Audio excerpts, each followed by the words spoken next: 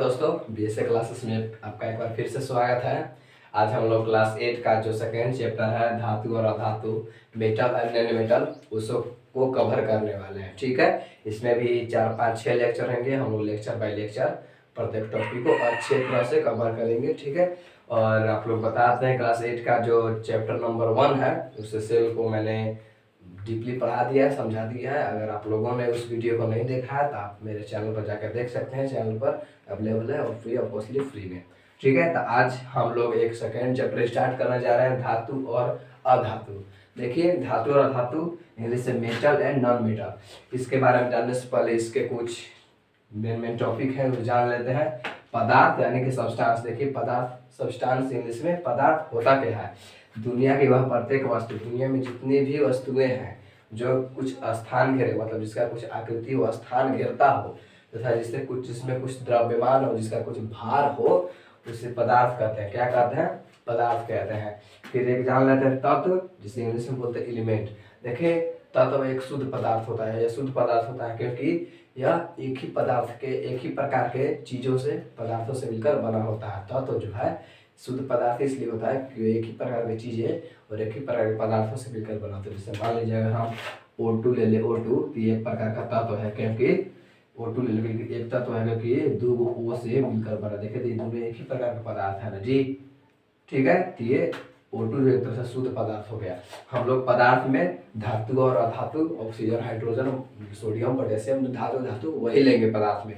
पदार्थ में तो दुनिया के बहुत सारा वस्तु है जो स्थान घेरता है, लेकिन उसके बारे में नहीं अध्ययन करेंगे। जो पढ़ना है पदार्थ में धातु और धातु, उसी को हम लेके चलेंगे। ठीक है, देखिए फिर से एक बार, तत्व एलिमेंट। तत्व वह शुद्ध पदार्थ होता है जो एक ही प्रकार के पदार्थों से मिलकर बना होता है। जैसे में जिंक है, मैग्नीशियम, ऑक्सीजन, नाइट्रोजन, आयरन, सब एक स्वयं से एक ही प्रकार से मिलकर बना है, इसलिए सब का है तत्व है। इट इज दैट, बहुत सारे उदाहरण है ऐसे। फिर एक टॉपिक है यौगिक, इसका नाम इंग्लिश में है कंपाउंड। देखिए, यौगिक वैसा पदार्थ होता है जो दो या दो से अधिक, मतलब ये शुद्ध नहीं है, ये दो या दो से अधिक पदार्थ से ही मिलकर बना है। जैसे में देख लीजिए यौगिक पदार्थ जैसे क्या है, यौगिक पदार्थ यहाँ देख लीजिएगा, जैसे यौगिक जैसे हाइड्रोजन ले लिए। ठीक है, अगर ये हाइड्रोजन अगर H+H लेते हैं, देखिए तो बनता है H2।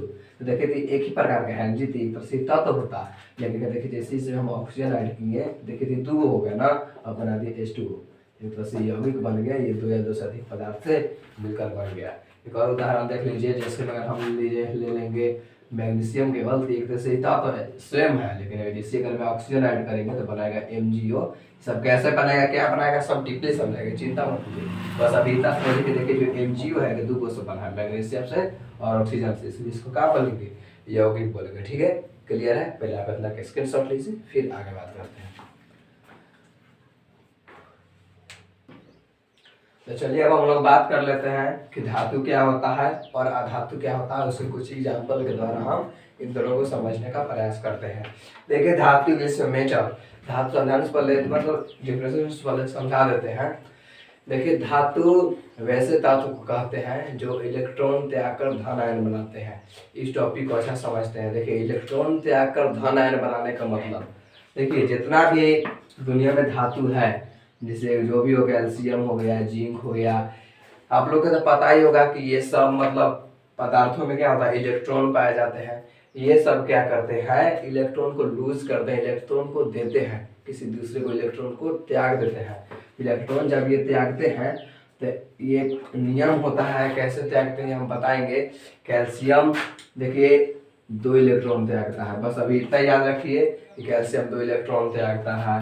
जिंक जो है कितना, ये भी 2 इलेक्ट्रॉन त्यागता है। सोडियम जो है ये 1 इलेक्ट्रॉन त्यागता है। कैसे त्यागता है हम समझाएंगे, इसका रीजन है, बट अभी बस इतना समझ लीजिए कि वैसे तत्व जो इलेक्ट्रॉन जैग इलेक्ट्रॉन त्यागेगा उतना ही प्लस चार्ज रहेगा। जैसे कैल्शियम 2 को त्यागा तो इस पर 2 प्लस हो गया, सोडियम 1 को त्यागा तो इस पर 1 प्लस हो गया, जिंक का 1 को त्यागा 2 को त्यागा तो 2 प्लस हो गया।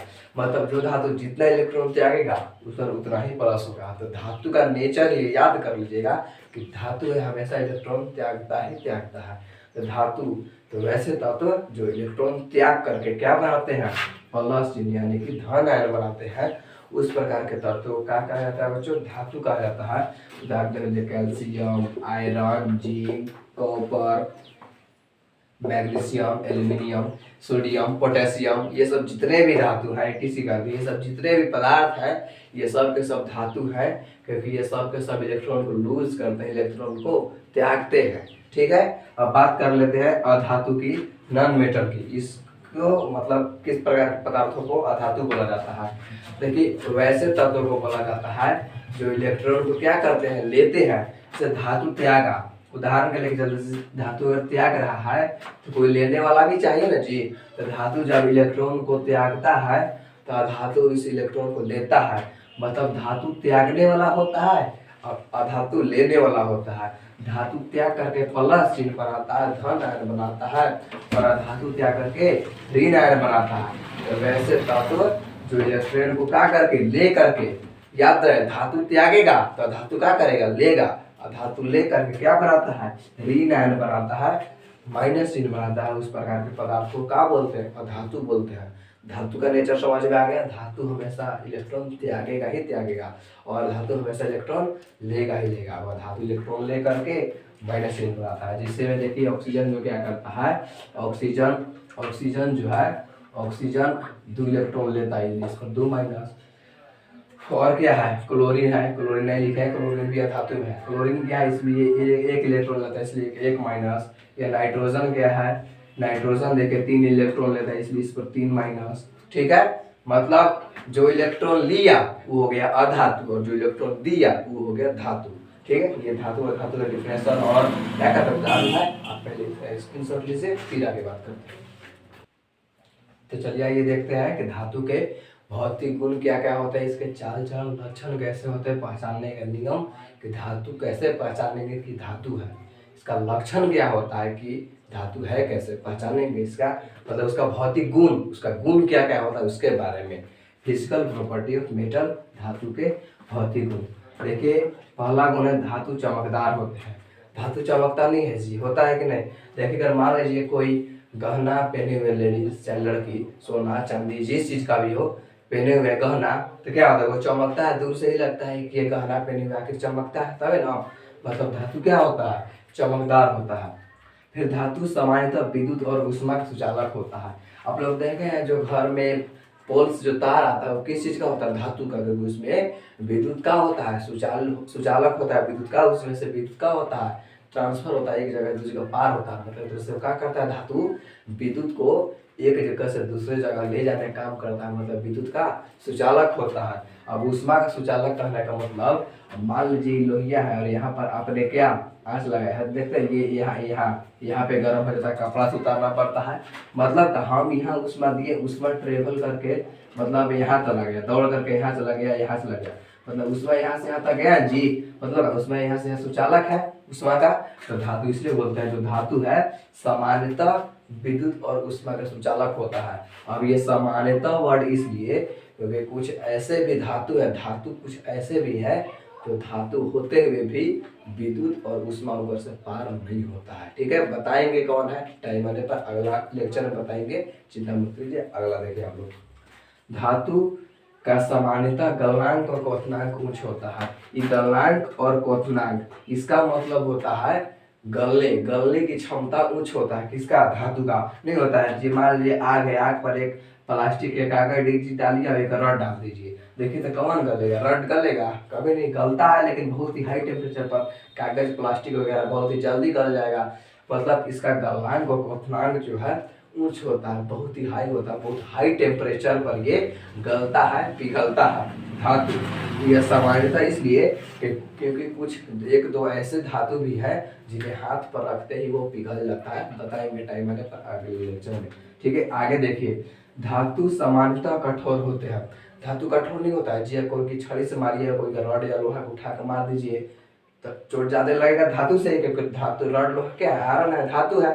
तो धातु कठोर होते हैं सामान्यतः इसलिए क्योंकि 2-3 ऐसे धातु हैं जो काफी मुलायम होते हैं और जिन्हें चाकू से काटा जा सकता है। बट टाइम आने पर मतलब कल सब ये सब क्लियर होगा, ये सब कल का लेक्चर में इस सामान्यता वाले टॉपिक क्लियर हो जाएंगे।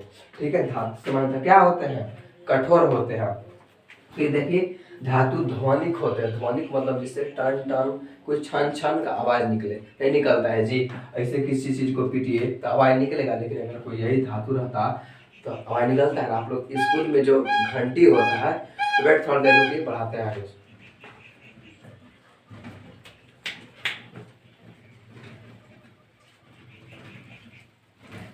देखिए जो स्कूल बेल होता है, स्कूल में जो बेल वो किस चीज का बनाया जाता है, धातु का बनाया जाता है। धातु के अगर आप लोग लकड़ी के कहीं नहीं मिलेंगे, लकड़ी अगर पीटता तो सभी स्कूल में सुनाई देता, कभी कभी नहीं देता। लेकिन वही धातु का बनाया जाता है, क्योंकि धातु अगर पीटेंगे तो उससे टन टन आवाज निकलता है। मतलब धातु क्या होता है जी, ध्वनिक होता है, जिससे ध्वनि उत्पन्न होता है। ठीक है, अब आगे देखिए एक और उसका उदाहरण है, जैसे लड़की लोग पैर में जो पायल पहनते हैं, उससे धातु छन छन छन छन धातु रहते तभी तो निकलेगा। कोई लकड़ी का या डोरा पहन ले रहा है तो उससे आवाज निकलेगा, ध्वनि निकलेगा, नहीं निकलेगा। धातु से निकलता है ध्वनि। मतलब धातु क्या होते हैं, ध्वनिक होते हैं। उसके बाद धातु तन्य होते हैं। तन्य का मतलब तनाता है। जैसे आप लोग देखें जो तार है, तार देखो जैसे तनाइल रहता है या पोल है, यहाँ पे हमारा घर है, यहाँ पे पोल बढ़ता है। मतलब का ये पहले ये ऐसे धातु ऐसे गोल होगा धातु, उसको पीट पीट के क्या किया गया, तब पतला पतला पतला पतला तार में बदल दिया, मतलब तान दिया गया। तो धातु का गुण होता है, कैसा होता है वो, तन्य होता है, मतलब वो तनाता है। धातु क्या होता है, तनाता है। फिर है धातु अघात वर्धे होते हैं। अघात वर्धे होता है, अघात वर्धे मतलब फैल जाना। फैल जाने का मतलब होता है जैसे में अगर ऐसे ऐसे कोई धातु ले लिया जाए तो इसको अगर ऐसे पीटा जाए तो पीट के वैसे पीटेंगे तो ये पतला पतला चादर में बदल जाएगा। ऐसा मान लीजिए कोई ऐसे धातु है, इसको अगर पीट के ऐसे हम पतला पतला चादर में, चादर के रूप में, चादर देखें चादर में पतला होता है उस रूप में बदल देता है, वही गुण होता है अघातवर्ती। इसमें सामान्यता इसमें नहीं लगा है, क्योंकि जितने भी धातु वगैरह है वो सब ध्वनिक तन्य अघातवर्त सब होते हैं, इसलिए ये सब में समानता नहीं लगा हुआ है। इतना टॉपिक क्लियर है, आप इतना के स्क्रीनशॉट लीजिए, फिर आगे बात करते हैं। ठीक है, तो आज के बस हम लोग इस चैप्टर का इतना ही रखते हैं। बाकी कल के लेक्चर में बात होगी। कल के लेक्चर में हम बताएंगे कि धातु के मतलब आज तक धातु के चार चलन गुण पढ़े हैं। कल अधातु के पहचानने का नियम, कैसे पहचानने की कोई अधातु है उसका चाल चलन लक्षण या गुण के बारे में पढ़ेंगे। ठीक है, तो आप लोग अगर ये वीडियो अच्छा लगा हो तो वीडियो को लाइक करें और चैनल को सब्सक्राइब करना ना भूलें। मिलते हैं नेक्स्ट क्लास में। Thanks for watching.